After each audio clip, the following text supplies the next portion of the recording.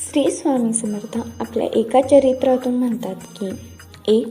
तू उपवास कर किंवा नको करूस, मर्जी तुझी. जिभेवर ताबा नाही जमला तरी चालेल, पण तुझ्या मोहावर मात्र विजय मिळव. बघ तुला जमतंय का? 2. तू मठात रोज जा किंवा नको जाऊस, इच्छा तुझी. तिथे नामस्मरण केलं नाहीस तरी चालेल, पण तुझ्या अहंकारावर मात्र मात कर.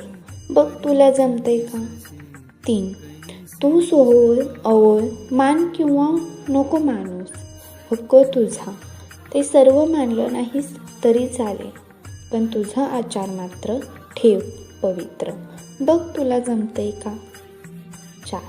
तू 11 माळ जप, स्वामी चरित्र गुरुचरित्र वाच किंवा नको वाचूस, निवड तुझी. त्यासाठी वेळ नसला तरी चालेल, पण आपल्या माणसाची